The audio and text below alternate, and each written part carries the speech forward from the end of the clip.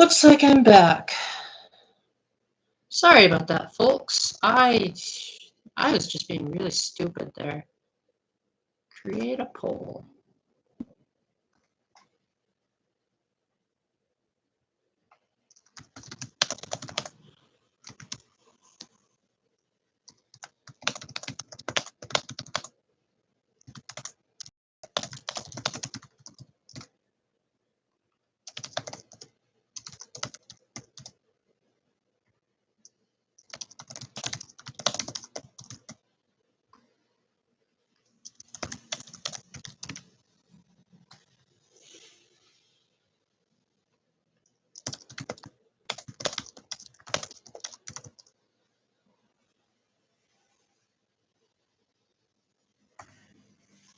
Alrighty, let's hope that poll went up.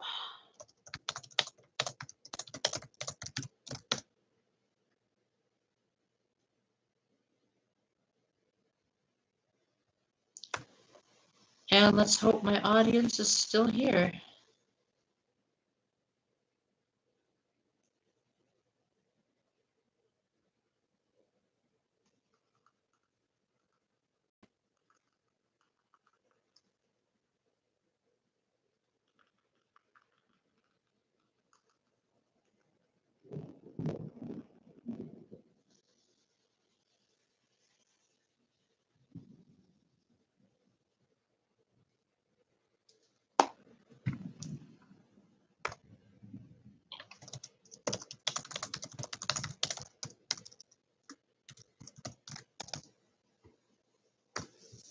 Alrighty, I guess I'll just have to keep talking to make sure that my connection is not too unsteady.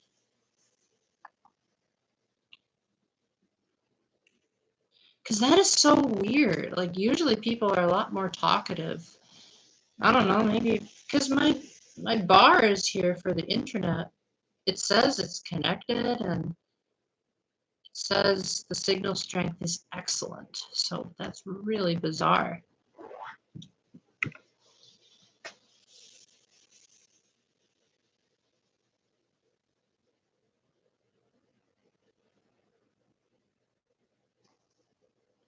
Maybe that number was a lie.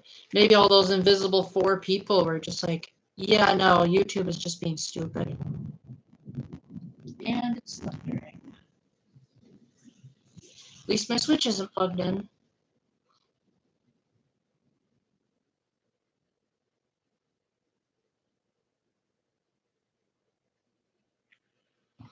Let's see, what does this button do here? Oh well, I'll figure it out eventually.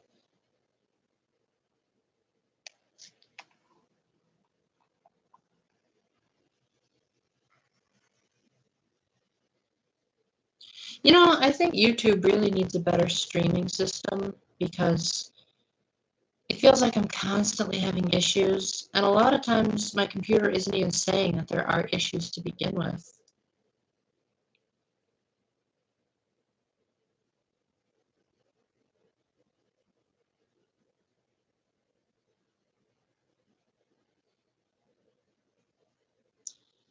Well, I'm not too phased. I think I got some good questions out of this one. And I think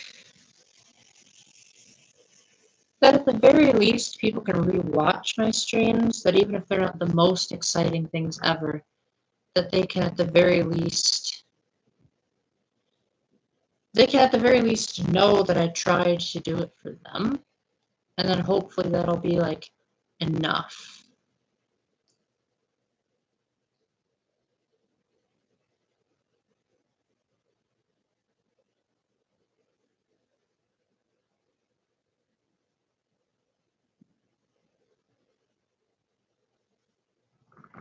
Wow. The thunder is making everything a barren wasteland. The lightning has struck every single person from the chat.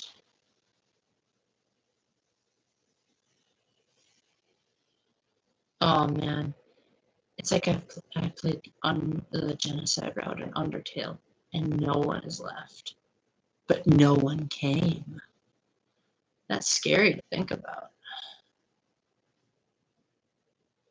Oh man, now with all this rain. Huh. With all this rain here, it's kind of making me think, oh man, I should tell like a rainy time story like they do in the movies where it's raining and they're waiting for it not to rain and they, they want they want to pass the time, so they end up sharing their sob story. I mean, I do have quite a few sob stories of my own. I don't know how many of them I want to share.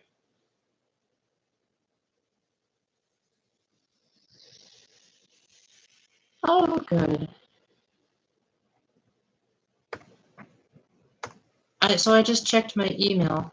Oh, good. YouTube finally let people in. It's about time. And one person responded to my Facebook. By the way, guys, to whoever's watching this, I was checking my social media to pass the time because I figured it might be a while before someone shows up. But looks like I don't have too long to wait. Welcome back, Zoe. The stream, it says I've been talking for almost 6 minutes and 30 seconds. So, like, was the computer just taking a long time to buffer my stream? Or, like, I'm curious what happened. Because it said there were 4 people watching this, and now it's saying nobody is. So I'm wondering if maybe there's an internet connection. Because, like, my image on the screen looks clear enough. So that's weird.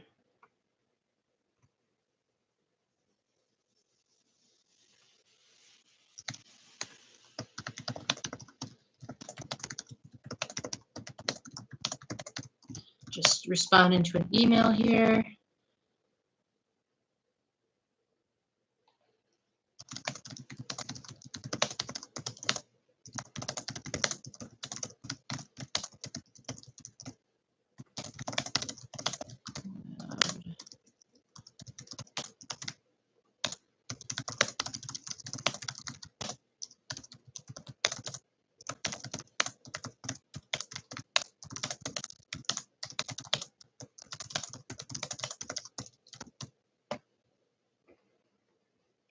Alrighty, just sent the email. Interesting. Well, whatever. My computer can go ahead and be creepy all at once. Yeah, I didn't mean to be ignoring any of you. I just did a collaboration with another YouTuber before I did this live stream, and she was trying to send me the recording of the live stream, but it was too big to send it in email, so she has to send it to my Google Drive. So that'll be another Myers-Briggs interview. So hopefully those of you that really like that can have something else to look forward to. No, I don't want to end the poll, silly.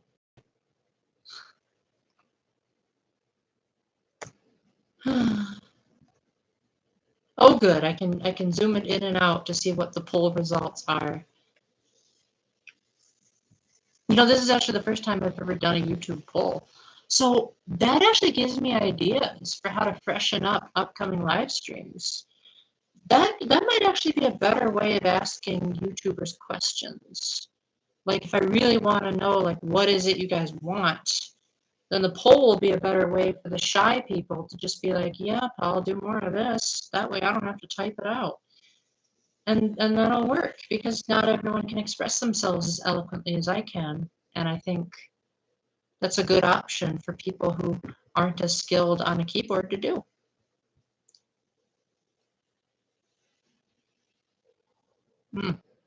So Zoe, before you got here, I was talking about how in the movies they have a tendency to like start talking about their sob stories when it's raining, and because it's raining outside, I was getting into that whole like musing mode where I had my hand in my cheek and was almost thinking about pulling out my harmonica and starting to play a sad song.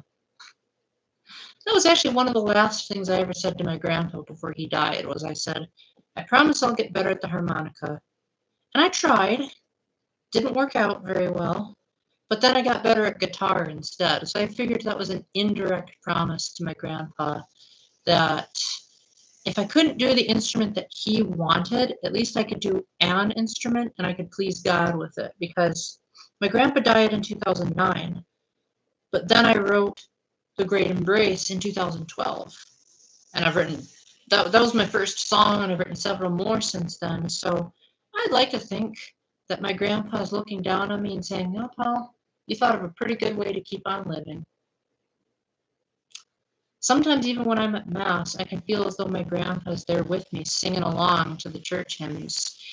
Now that I think about it, I don't think I ever actually heard my grandpa sing. Like, I knew he was a musician, but I never knew if he could, like, actually carry a tune with his voice or not. Although one time he surprised us all during a party when he went into the other room and then he came back and he was wearing a Scottish kilt. And then he started playing the bagpipes. And I was like, "Whoa, Grandpa, I didn't think you were capable of that." So, yeah, I have a bit of Scottish ancestry in me. Hence why my hair looks kind of reddish in this light. It's actually brown. I haven't dyed it or anything, just the light makes it look funny. So, Zoe, I have a question for you. I was curious if you would ever want to do a collaboration to maybe boost your channel a little bit. Like, maybe if you appear on my channel, would that be a good way of raising awareness of yours? I mean, we can talk about the details over Twitter, but I imagine, what's the word? I imagine that could be beneficial to us both.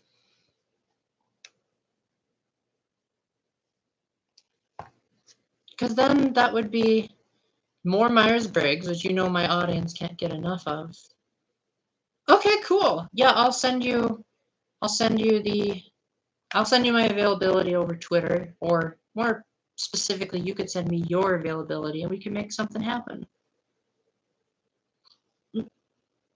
Yeah, that I can't believe I didn't think about that sooner.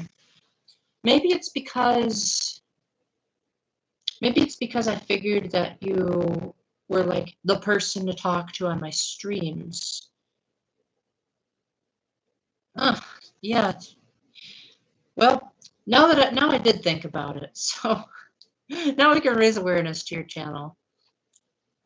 So, random, totally awkward fun fact. That picture that was painted for me, the reason why I keep it hung up on my wall is that it's the ultimate sign of how friendship endures beyond existing romantic relationships. Because at the time that I got that photo, I was still in a relationship, and I was having a birthday celebration with my friends, and my girlfriend was there, but then I also had two other of my female friends come along, plus plus the other girl had her husband. So it was two girls and a guy, and the girl painted me that picture, and her initials are on the bottom. Well, from my perspective, it's the bottom right side of the picture. From yours, it's the bottom left. Those are her initials, and they do not stand for Cartoon Network. And so I've kept that picture ever since as a way of saying our friendship is going to endure. Even if you get married and I get married and all that jazz, we're still never going to be separated. Because I still have really bad separation anxiety. I've had it since I was a kid, never quite outgrew it. I hate saying goodbyes. I even hate turning off these streams, but eventually you can't be with people forever. Not saying that means I'm an extrovert or anything, but it's more so of the fact that a goodbye means that it's not always certain when you're going to see that person again. So, like, for example, say I'm hanging out with one of my mission trip buddies, and I say goodbye to them. It's like, well, considering that all of them live out of state, it might not be possible to ever talk to them until heaven.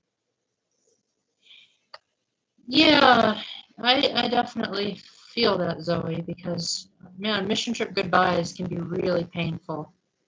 That's why on my 2012 mission trip, when I said goodbye to my friend Ashley, I said, if we never talk again, can you just smile for me? And then I'll remember that smile, and then I'll never forget about it going forward. And that way I'll always have a memento of you. And she did. and I still remember that smile. And that was almost 10 years ago now. So, wow. I can't believe it's been that long. Gosh. Speaking of mission trips, I plan on doing more of those videos. I plan on doing every video, or one video for every mission trip I've been on. Some were better than others, but at least all of them, I'd like to think that either my life or someone else's life was changed by my presence. And at the end of the day, that's the biggest thing you want to hope for out of a mission trip. And even the mission trip that I had the worst experience with, even that one, I was told that I could be a professional painter with how good we did on painting the classroom. Well, admittedly, it wasn't just me that they said it to, it was our entire team. And admittedly, I had another adult on the team with me that corrected us for our mistakes. But I'd like to think that the bottom line is that I actually did paint, that I didn't just give up right then and there, that I actually kept going. Even though I was miserable on that trip. Just dropped a penny. Even though I was miserable on that trip, that God could still make something good out of it. Because I'm an optimist. I always like to think positive. I always like to think, how can I create a good outcome out of a miserable experience? So even if that mission trip was my least favorite one, how can I make it something good? And the irony is that even when I was in depression, I was an optimist. Even when I was in the hospital, possibly going to be treated, which I wasn't, thankfully, I kept saying to the nurses, at least there's the conference, at least there's that conference I'm going to, and now that conference is discontinued. So hope I don't go back into depression just because I can never go to that again. Silly pandemic, you had to ruin everything. If the pandemic were a person, I think I would officially say that I would have a love-hate relationship with them.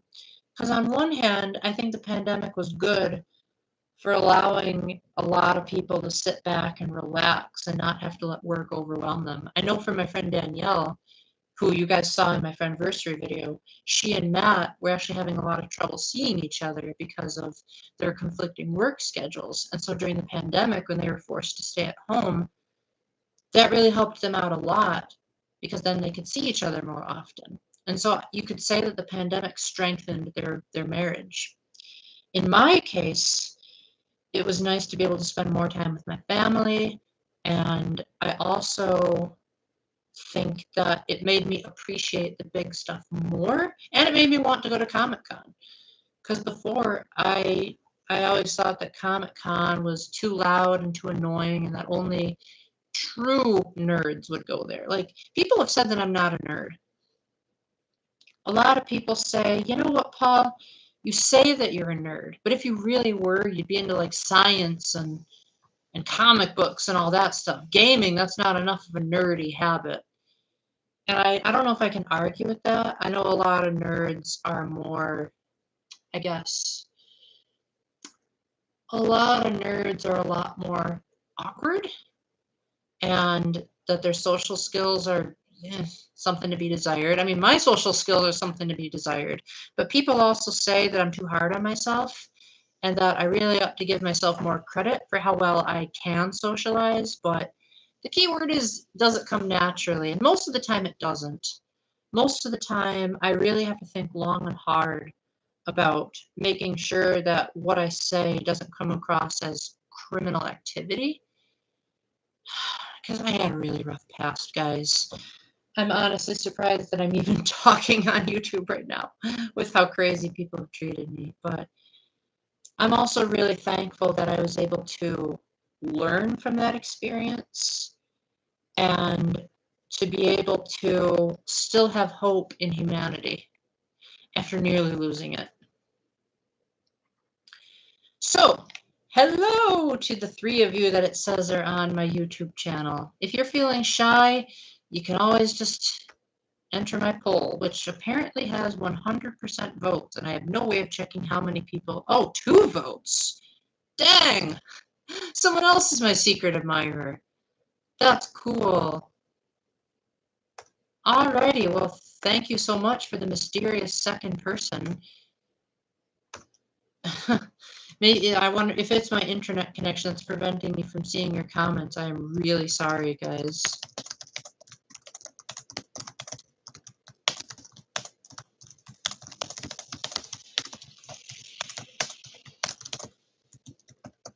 It's also hilarious how if on my own live stream, I even have a caps lock for how long I can make one of my own messages.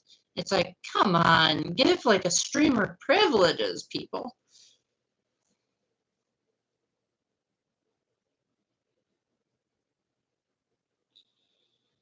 You know, speaking of privileges, a lot of people think that like certain groups of people are naturally more privileged than others. And I'd like to think that I guess to a certain extent, that's partially true. Like it is true that I'm pretty sure the average white person doesn't have nearly as much persecution as the average black person. But on the other hand, when you phrase it like that, it almost feels like they want you to feel sorry for them and they want you to like say, oh, you poor ostracized, marginalized group, like we are going to treat you like kings of the world because you were mistreated before. To a certain extent, I like it. But on the other hand, God made everyone. It's not like God said, and when I made black people, they were great, and the white people were just kind of so-so. It's like, why can't there be a society where everyone gets along with everyone and no one has to feel like they have to be included? Like, why can't there just be a customization option where instead of asking, I don't know, stuff like what gender are you, what hair color are you, that you just have a lot of options to customize it to whatever it is you want? I think limiting people to those options makes it hard for a person to really feel like themselves. Because one of the biggest problems I have is I'm a guy with long hair. And so when I'm playing video games and I try to make my character have long hair, they don't usually give the options for the males. So that's why I really liked Animal Crossing New Horizons, was because it allowed me to be a male, but at the same time have every single hairstyle and piece of clothing that either gender can have.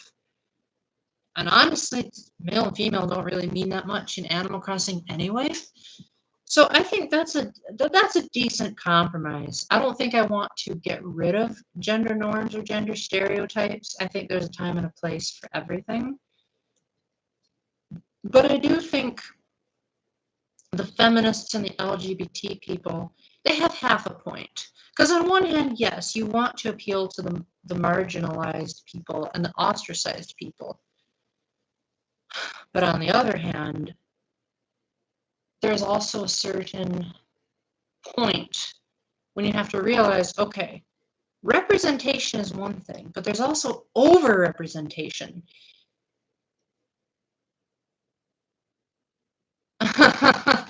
You got that right, JP. Hey, welcome. I am so sorry if you tried to comment anything before that and you weren't allowed to get in. I don't know why, but YouTube either is being really slow or I'm being so profound that people can't get a word in edgewise. But welcome to the stream. What have you been up to lately? Also, let's see here. Did you get a chance to do my poll? Because it says I have 2 votes here, so I'm guessing one of them was you. So yeah, I think if you're going to represent someone, do it because it makes sense. Don't do it just for the sake of representation. That's where I think I would draw the line. But I also think there's such a thing as representing with misinformation. Like when Skyward Sword came out, there was no such thing as like gender changes or gender identity or anything like that. People were either male or female, and if you were gay, you were considered weird.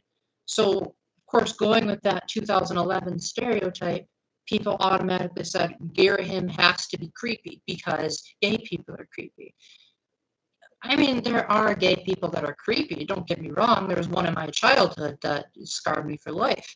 But it's not to say that's the entire society of gay people. There are probably some that are perfectly, just perfectly normal human beings that just happen to have attractions to the same gender.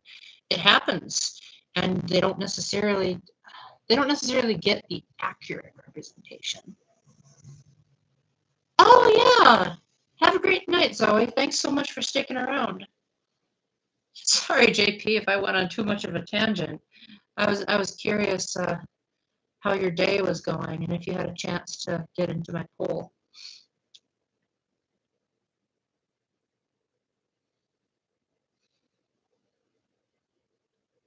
Jiu-jitsu.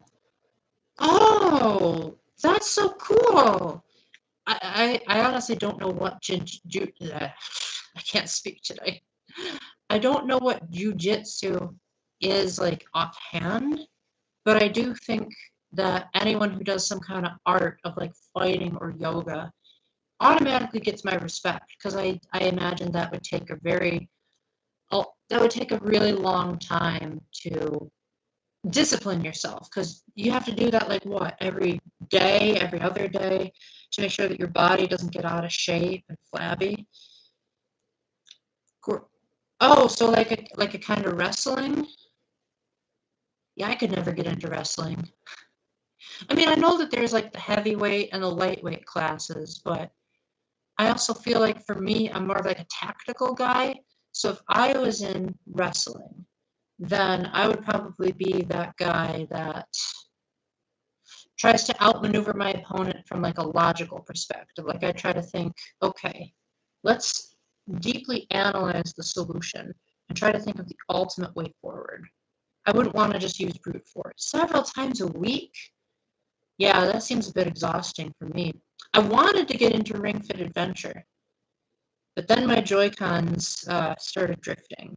And then I had to get new ones, and then the new ones wouldn't fit into the ring con, so I just gave it to my sister-in-law instead. From what I heard, she liked the gift. She just hasn't had time to play it because she has an 8-month-old daughter. So that always complicates things. But yeah, I'm glad that you have a sport that allows you to be disciplined. I think that's a good model for going forward in life to begin with. Because then, if you can be disciplined at that, why do we keep dropping things today? If you can be disciplined at that, then you can be disciplined in the faith as well. And then that'll help you resist temptation better. So, good job. You get a high five from me if I were actually in person. Speaking of high fiving in person, I'm actually planning on going to Comic Con this year. I plan on going to the one, well, I don't know if I want to say it just yet. That might be a little bit too much information, but I have made up my mind that I want to at least try to go to Comic Con because I normally hate crowds and I normally hate being around too many people, but I also think after this pandemic, just about everyone wants to be in big crowds again, just because you never know how much you miss something until after it's gone from you. And so now that my favorite conference to chaperone is gone, I kind of want there to be a replacement. No, it's okay. I just talk too fast. That's my problem. Every time someone is writing something out, I say something else, and then they're like, oh shoot, now I have to write something else to account for the thing that you said after answering my previous question. And yeah, that's why I always worry if these live streams will be any good, is because I am so verbally expressive that I'm going too fast for the audience. But I'm glad that jujitsu is a good strategy sport. I would really like to get into a karate class one of these days. I just don't know if that's possible with the pandemic. Like my Uncle Dave gave me one karate lesson, and he never did it again for some reason. Probably because he lived too far away for my parents to keep taking me to his house. And of course, he died back in, I think it was 2018 he died. So obviously I can't ask him now. But at least from what I heard, he died peacefully, and all of his siblings were by his bedside when he did pass away. His wife was there, and that it overall went really well, and they were even singing, and his son was there, and it was really a really peaceful time for him because he was going through so much pain with his cancer, and then just to finally be at peace was just, from what my mom said, it was one of the best ways he could have died, which seems to be running in the family because my grandpa, when he died, the doctors who examined the body said he probably passed away really peacefully and that he knew he was going to die. And that's why he told my grandma that he was just going out to the garage because he knew that that was his time to die, but he didn't want to tell her that he was going to die. So, lesson learned, dying isn't necessarily something to be afraid of. A lot of times people think that the process of dying is going to be painful, and to a lot of people it is. But I think those people that die from pain either made the choice themselves or God allowed it to happen to help them grow from it. Or he did it so that they wouldn't have to have purgatory. Because if you take someone like my grandma, she was in so much pain when she died. But she never let go of that cross. So I imagine that was God's way of saying, like, you didn't really take your faith too seriously in life, so now it's coming back to bite you. In the case of my grandpa, apparently he died with a smile on his face. So not only does the brain release dopamine, or not dopamine, it releases a numbing hormone into your body so that the moment of death actually isn't painful, but God himself takes away the pain during the last moments as his way of saying it's time to come home. So none of us really should be fearing dying at all because God will have it all under control. That is really great to hear, JP. Yeah, both of my grandparents passed away a really long time ago. So, but I still remember how they talked. So that is good because a lot of people, they forget how their parents sounded after a while, but I haven't forgotten how either of my grandparents sound. I mean, there are times where I forget how my grandpa sounded when his voice started going, but like I still remember how he would talk when he joked around, and I still remember most of his sayings. And yeah, I'm generally pretty good at remembering stuff anyway, but for him, I have a particularly vivid memory of him. And I don't know if you were here earlier, JP, but I was saying that sometimes I get such a profound sense that my grandpa is in heaven and that he's watching over me that sometimes when I'm at Mass, I can hear him singing along to the words of the Gloria. Because where I go to church, the Gloria is so beautiful that I kind of wish it was in Smash Brothers. It's like, I wish I knew how to describe it, but it feels otherworldly. Like you've got the females that are like singing the chorus, but then the men are like singing the verses. And again, I'm doing such a terrible job of it.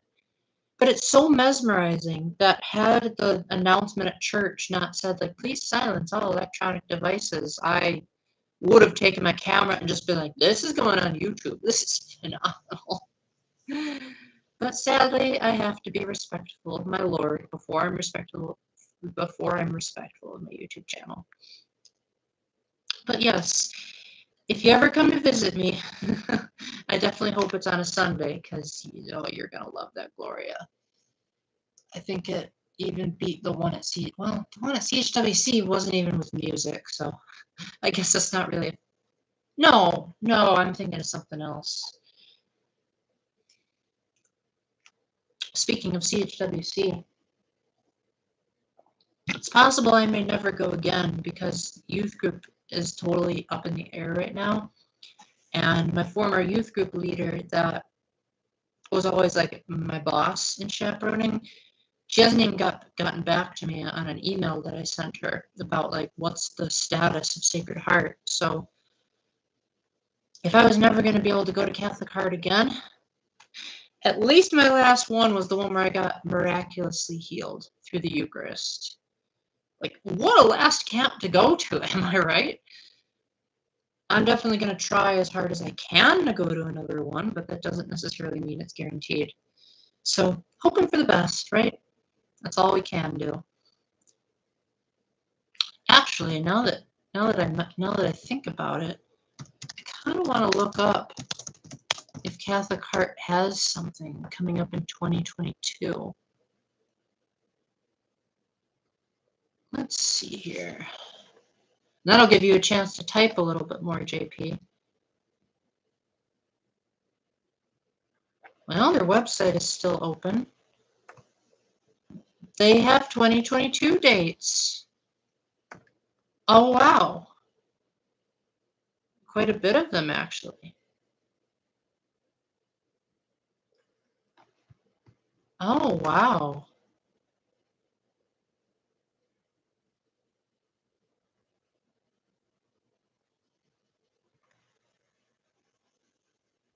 And they're even having 2021 registration. Huh. Well, that's funny. Well, we'll see. We'll see how things go. Well, I think I'm probably going to end the stream here. Not because I'm bored, far from it, but because I've been streaming for over 36 minutes now. And before I was in this stream, I was in an interview. Not a job interview, like a Myers-Briggs interview, and it was a pretty boisterous time. So I think I'm gonna call it quits here. And I also think my internet is just being too stubborn to have a good one. But before I go, JP, I think you'll want to. Oh, that's a shame. I'm really sorry to hear that. I wanted to go to the one in 2019 as well, but we didn't have enough people, so we couldn't end up bringing a group. And then 2020 happened, and that needs no explanation. But before we go, JP, I wanted to show you 2 games that I just got because I'm trying to re-expand my physical collection of Switch games. So I have 4 right now.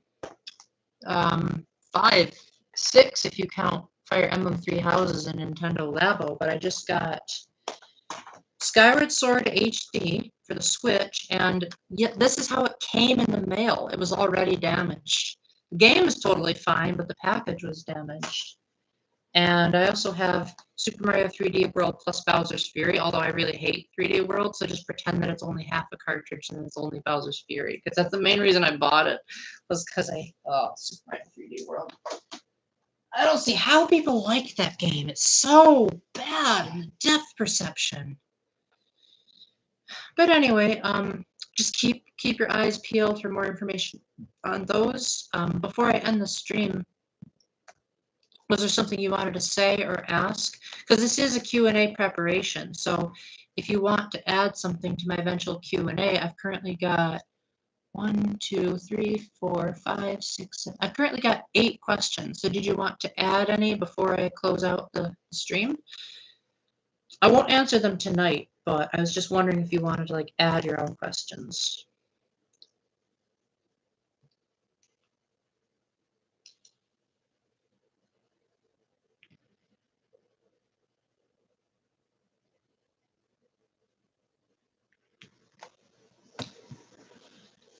That's all right. You can always add them later. Well, thanks so much for dropping by. Thank you for continuing to be a part of my channel. Stay tuned for some great stuff coming up. I mean, great by my standards. I don't know. Probably not as big as what, say, Matt, Pat, and Arlo can do, but I plan on doing more of what you guys like. So you be the judge of whether you think it's great. But I'm definitely not slowing down. I've just been having to deal with my work schedule. So that's mainly why I've been going so slow. But I have a whole bunch of projects that I've already done, and I have a bunch of projects coming up. So I'm definitely, the Catholic Gaming Nerd is not going anywhere anytime soon. If it ever goes away, it's probably going to be if YouTube goes away.